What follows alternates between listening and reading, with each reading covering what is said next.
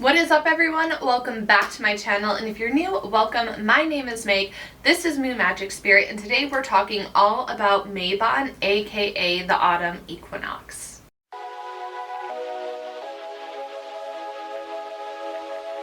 Today we're going to be diving in on what Mabon is, the history behind it, why some people call it Mabon, ways to celebrate, how it was celebrated in the past. And the autumn equinox is just like the perfect balance between day and night. It's the second harvest. It's a time to reflect on abundance and release. So if we want to think about things, how they were celebrated in ancient times back in the day, Mabon in the autumn equinox was the celebration of the second harvest. So if you think about it, you had the first harvest with Lunasa, so that was like gathering like the initial bounty. Now we're into the second harvest before we get as much as possible for Samhain. So like this is the second harvest of gathering our abundance again and kind of taking one last opportunity, one last chance to analyze the fields of what isn't coming to fruition, what do we need to return to the compost, like what little adjustments do we need to make to try to have a final last bounty and harvest later in the fall season.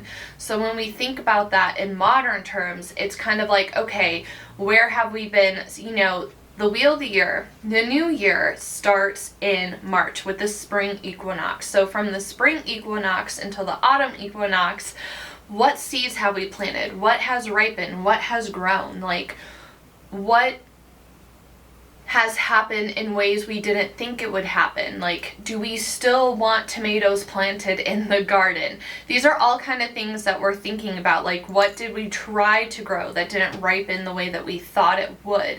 What do we need to leave behind and return to the compost and feed those nutrients back into the soil to have other areas in our life grow?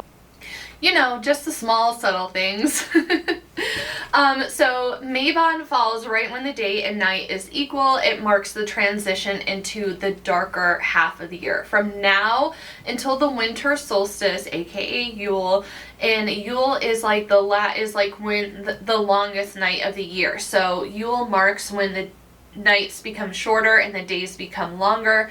We're in this transition now where the days are shorter and the nights are longer. So this is kind of the signifier of moving into a longer, darker period of nighttime. So there's a little bit of a faux pas around calling the autumn equinox Mabon, which is really interesting. I learned about this last year. The name Mabon is related to Welsh mythology, and it's not historically tied to the equinox. So how did we arrive at this? The association of Mabon with the autumn equinox is rooted in modern pagan traditions, and this specifically links back to the 1970s when we have the birth and rising of Wicca and a Wiccan author, Aidan Kelly, who named the Wheel of the Year holidays. That's where they are rooted from and came from. And apparently he decided the autumn equinox was just like boring and not aesthetic. So he chose the name Mabon. So when it comes to Welsh mythology, the Welsh god Mabon is a figure known as a divine child who was stolen from his mother at birth and was later rescued by King Arthur's knights. His story is one of youthful vitality, regeneration, and rebirth. Does this sound familiar? It's very much adjacent to Persephone and her being kidnapped and taken into the underworld and Demeter's work into the autumn equinox. But it also fits into the themes of the cycle, but not specifically enough with the autumn equinox. It just kind of fit the vibe. So that's kind of where the author pulled the association and name from. So this is where it's a little bit problematic, because even though he felt that this symbolized the balance and the transition of the autumn equinox, it wasn't based on historical connections between Mabon and the equinox rather than his opinion on it. And this brings it more of a modern interpretation rather than a historically accurate one like the other Wheel of the Year holidays. So that is how we got to that. And just to go a little bit further to talk about the Greek mythology connection. So Persephone was another divine being that was also stolen away from her mother, Demeter, in a very similar way to Mabon's story. So Demeter ties into the autumn equinox as she is the Greek goddess of harvest, agriculture, and she also governs crops, grains, and food. So again, it's really tying into the second harvest part of this year.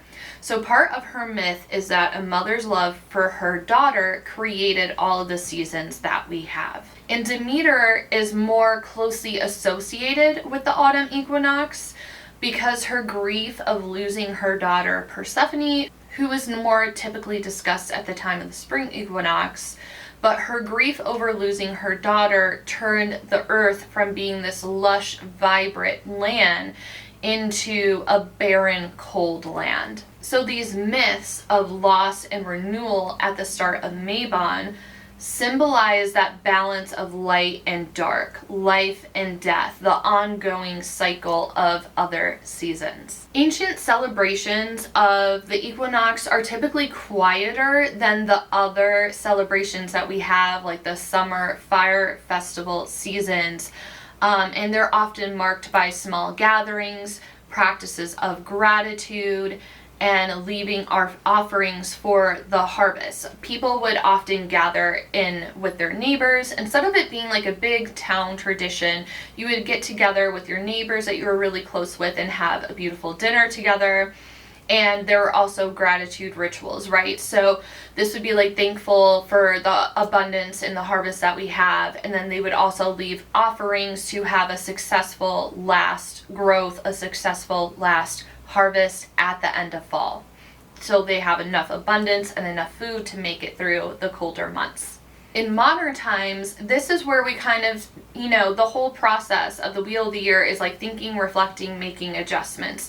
So the start of the new year is the spring equinox. That's like when we were planting our seeds and beginning this whole harvest process, right? With the symbology relating to that. So there's a lot of themes of gratitude, abundance, balance, protection, and spending time reflecting the changes of the seasons and how we're changing with it. And that really ties in beautifully to Libra season, which we entered the day of Mabon. Both are September 22nd this year. So when it comes to in terms of how we're celebrating what we're doing today, we're really on this axis of grief and celebration. So the leaves are starting to fall, plants are starting to wither away, and yet we're supposed to be celebrating the harvest of life, right? So it's kind of like, how do we create this balance so we're not over-consumed in the grief of it turning into the winter months? One thing that you can do is recognize and make a list of what you've been successful with and also what have been some challenges this year. So the list of success is going to carry you through. And when we're looking at the list of challenges, it's not for nothing. It's kind of like, okay, like they served this purpose, and even though it was a challenge instead of a celebration, let's let that go so it can symbolically go into the soil and compost, and those nutrients put into the soil are going to help the plants and our other good things that we have going, that we have planted, thrive and grow. So those challenges aren't for nothing. They're going to help nurture, they're going to help provide nutrient to other future things. Also, grief and celebration are a way of processing change, and it's also a reminder that we're still alive and how we're navigating this sacred balance together. I recently got Invisalign, and I can say words even less than I could before. My mouth is not used to talking with them.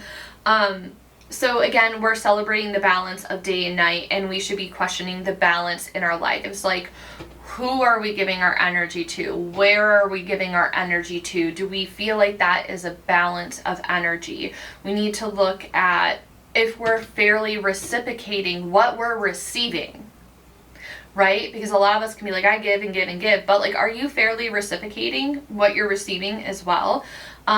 where can you better reciprocate where you haven't given as much? Because fair doesn't always mean equal, it means equity.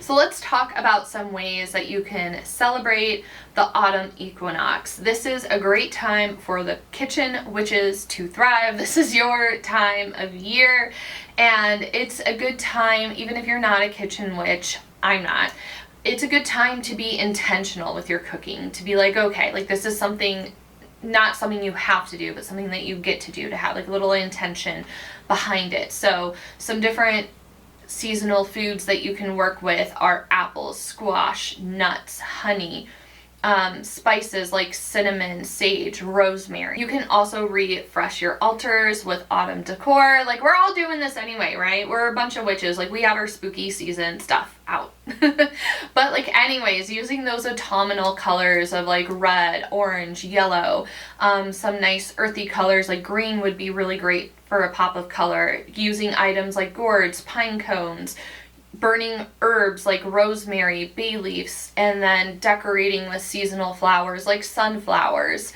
and using crystals such as citrine, amber, or moonstone. Those are all going to help support abundance and clarity.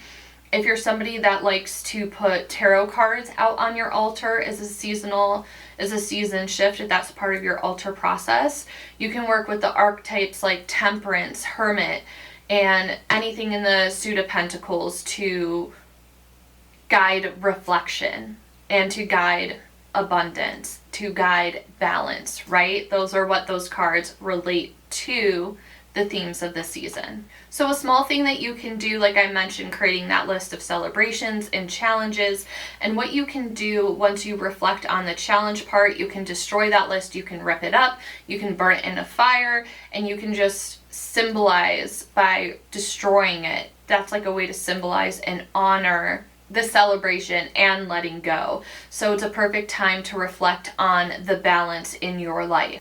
So when we think back to creating that list of celebrations and challenges, one thing that you can do is like a little ritual to honor that, to honor the grief, to honor the celebration, is once you finish those lists, to destroy them, to rip them up, to burn them in a fire, to symbolize that you're letting them go, and that you're letting them go with honor, with appreciation. So that is about it on this theme of Mabon. And if you are somebody that likes to pull tarot cards, be sure to check out my article or my Instagram. I posted a spread, so if you want to check the spread out, I will have links to that down below. And also this month's theme is Harvest Your Magick inside Lens of Magick. So if you want more rituals, tarot spreads, connection, ways to dig even deeper into the themes of Mabon, I hope you join me over there. More information for that is in the description box as well. Don't forget to subscribe if you liked this video and would like to see more from me.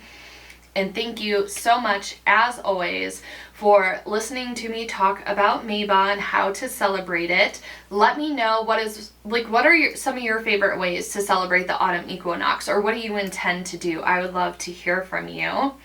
And as always, thank you so much for your time and energy, and I will see you in the next one. Bye, everyone.